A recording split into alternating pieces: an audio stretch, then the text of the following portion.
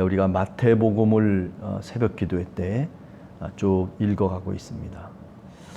특별히 오늘은 여러분들이 잘 아는 팔복, 그죠? 예수님이 무리들과 함께 산에 올라갔어요. 구약 성경에서부터 시작해서 이 마태복음에 이르기까지 산이라고 하는 것은 하나님이 현현하시는 곳이죠. 우리가 구약 성경 출애굽기 32장이라든지 또는 24장이라든지 등등 이렇게 쭉 읽어보면서 산이라고 하는 것은 하나님을 만나는 곳이고, 그리고 다시 율법을 받는 장소가 바로 산이다는 것을 우리가 알 수 있죠. 또 뿐만 아니라 우리가 마태복음 같은 경우도 이 산에 대한 이야기가 여기 산상설교 또는 산상수훈뿐만 아니라 우리가 28장을 읽어보면 예수님의 마지막 선교 명령이 나오잖아요. 그 예수님이 마지막으로 선교를 명령하시는 그 장소도 역시 산에서 예수님께서 말씀하시죠. 그죠? 내가 너희와 항상 함께 있겠다. 산에 올라가 앉았다라고 하는 것은 이 모세와 같은 또는 하나님의 어떤 모습을 우리들에게 그 배경으로 삼고 있다라고 그렇게 말씀드릴 수가 있습니다. 그래서 이제 제자들이 올라온 거예요. 70명의 장로들이 여호수아, 나답과 아비후라든지 이런 사람들이 산으로 올라와서 그래서 하나님과 더불어서 만찬을 나눴던 그런 장면이 우리 출애굽기에서 나오잖아요. 그것과 비슷한 어떤 모습을 우리가 이 1절에서 알 수가 있습니다. 이 마태복음은 특별히 어떤 시대적 상황에서 쓰여졌다라고 보통 학자들이 얘기하냐면은 70년 전후에서 로마 식군단이 쳐들어오거든요. 그래가지고 66년부터 시작해서 전쟁의 그 화염 속에 이 이스라엘 지역이 휩싸이기 시작합니다. 초기 기독교회도 역시 마찬가지입니다. 예루살렘 교회도 어디로 피난을 가냐면 펠라라고 하는 지역으로, 사해 저쪽 넘어서 펠라라고 하는 그 지역으로 사실은 다 피난을 가게 됩니다. 이게 역사적인 어떤 상황이거든요. 그러니까 그만큼 굉장히 힘든 그 기간이 바로 60년에서 70년, 이 어간이라고 얘기할 수 있죠. 그래서 70년에 예루살렘 성전이 멸망을 당해요. 그죠? 예수님께서 마가복음 우리가 13장 1절 이하에 보면 예루살렘 성전을 향해서 주님께서 예언하신 것이 있어요. 돌 하나도 남지 않고 다 무너져 버리고 말 것이다. 주님이 생전에 그 성전을 향해서 예언을 했던 그 말씀이 그대로 성취되는 거죠. 그래서 정말 그 예루살렘 성전에 돌 하나도 남지 않고 다 무너져 버린 거예요. 유대교의 입장에서 보면 도대체 왜 이렇게 우리 하나님의 백성이 이렇게 멸망할 수밖에 없었느냐라고 하는 그런 질문을 갖게 됐어요. 이런 질문은 사실은 언제 있었던 거냐면 우리가 잘 알듯이 바벨론의 포로로 이스라엘 백성들이 잡혀가잖아요. 다. 그죠? 남유다 또 북이스라엘도 마찬가지고 아수르에게 멸망해서 끌려가고, 그리고 바벨론에게 멸망해서 남유다 백성들이 다 고관 대작할 것 없이 다 저 바벨론으로 끌려가가지고 종살이를 하고 거기서 70년 동안 이제 보통 우리가 포로 기간 있었다고 얘기하잖아요. 그리고 나중에 돌아와서 수룹바벨 성전을 다시 건축하게 되고, 그래서 이제 거기서부터 에즈라 느헤미야를 통해서 유대교가 출발하기 시작하거든요. 구약에 나오는 에즈라 느헤미야 시대 때 비로소 깨닫게 되는 게 뭐냐면 우리가 정말 하나님의 율법을 지키지 않았구나. 그래서 철저하게 이방인들을 배제하고, 그리고 하나님의 말씀, 하나님의 법인 모세의 율법을 통해서 나라를 다시 재건하려고 한다고요. 그게 이제 역사 속에서 일어났던 일이에요. 자, 오늘 또 마찬가지예요. 이제 AD 70년이 되면 이렇게 멸망하게 되니까 똑같은 반응이라는 거예요. 아니 도대체 우리가 왜 이렇게 멸망할 수밖에 없었나.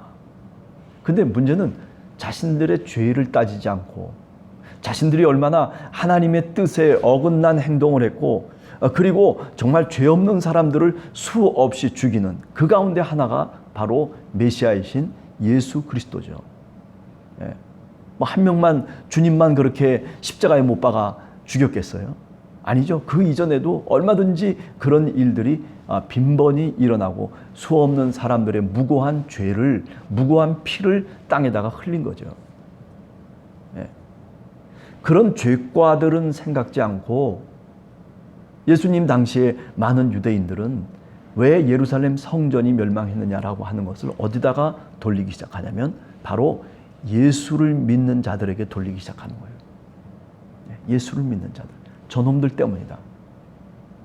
그 당시 팔레스틴 지역 속에서 교회라고 하는 것 따로 모여서 예배를 드리고 성경을 말씀하고 했던 게 아니에요.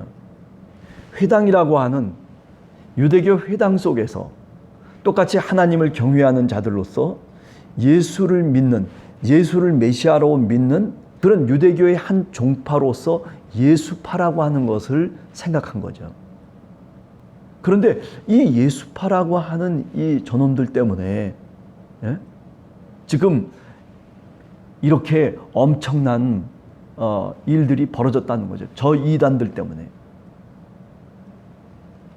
그래서 유대교의 그 12개의 기도문이 있는데 그 기도문에 뭐를 집어넣냐면 기도문이라고 하는 게 사실은 어떻게 보면 하나님을 향한 요청사항 아니에요.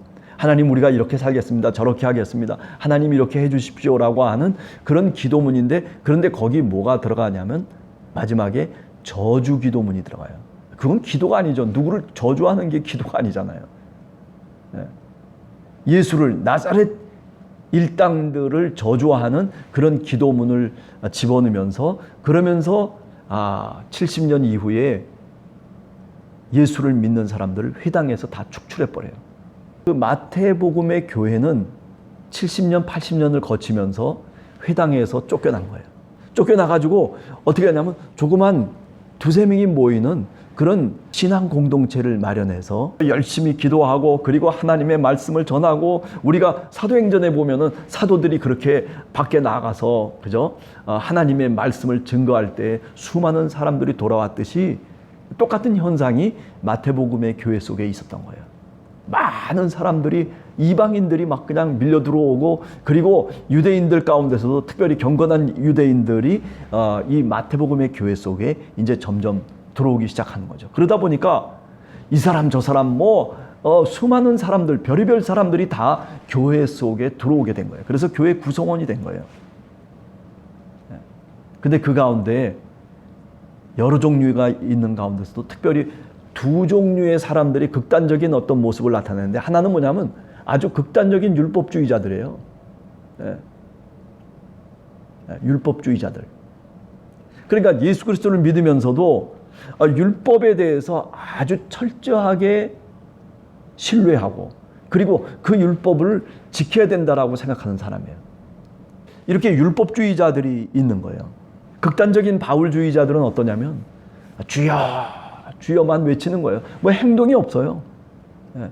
교회 속에 모였을 때 기도도 열심히 하고 방언도 얘기하고 막 그냥 정말 성령의 은사를 얘기하는데 교회 밖에만 나가면은 사람이 달라지는 거예요.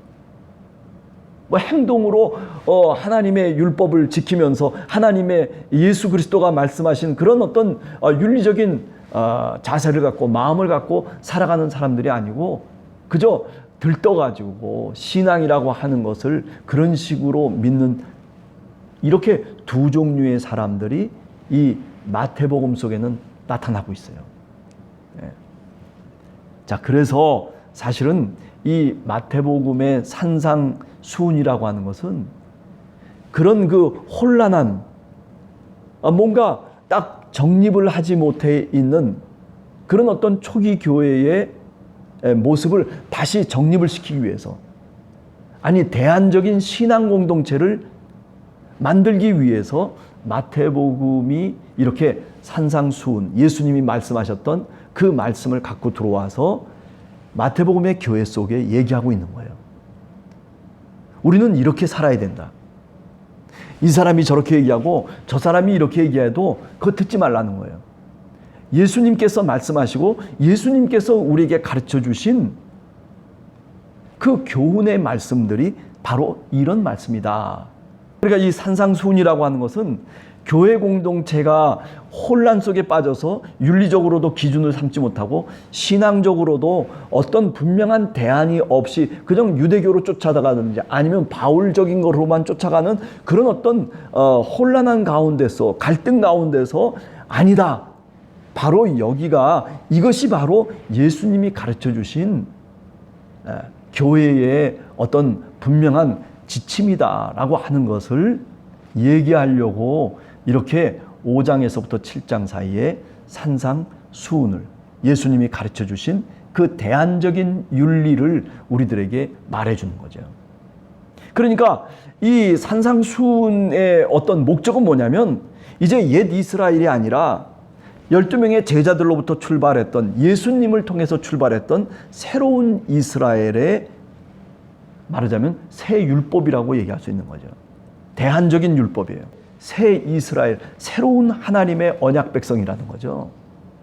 마태복음은 뭘 우리에게 얘기하려고 하냐면 어떻게 우리가 하나님 나라의 백성으로 새로운 이스라엘 나라의 백성으로 우리가 어떻게 살 것인가에 대한 것을 이 산상수훈을 통해서 보다 명쾌하게 제시하고 있는 거예요. 유대교에서 익힌 게 뭐냐면은 원수를 미워하는 거예요. 잘못된 것들을 질책하고 그 과실을 따지고 그래가지고 거기에 대한 징벌을 가하고 심판을 얘기하는 거죠. 그러나 산상설교를 우리가 쭉 읽어보면 어때요? 그렇지 않다는 거예요. 오리를 가자면 십리를 가지고 그래 네 오른뺨을 때리면 네 왼뺨을 내놓아라. 그저 원수도 사랑하라 이런 어떤 엄청난 이야기들을 하고 있는 거예요. 이게 뭐냐면 바로 새 이스라엘의 새로운 율법인 거예요. 이것을 칼빈은 뭐라고 얘기하냐면 율법의 제3 사용이라고 얘기해요. 새로운 율법적인 어떤 해석을 갖고 그리고 기독교회가 대한 공동체로서 이제 옛 이스라엘이 아니라 새로운 이스라엘, 새 언약의 백성으로서 우리가 어떻게 살아갈 것인가라고 하는 것을 구체적으로 말하고 있는, 가르치고 있는 내용이 바로 마태복음에서 산상설교 5장에서부터 특별히 7장에 나오는 그런 내용들이라고 그렇게 말씀드릴 수가 있는 거죠.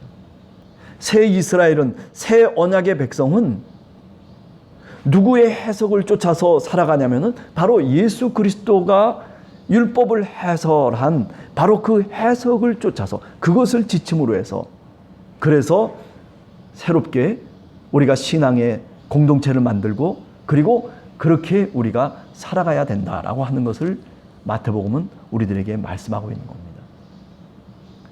자, 오늘 5장을 시작하기 전에 한번 이 산상수훈이라고 하는 것이 이 교회 속에 어떤 의미를 갖고 있느냐라고 하는 것을 제가 여러분들에게 말씀을 드렸습니다.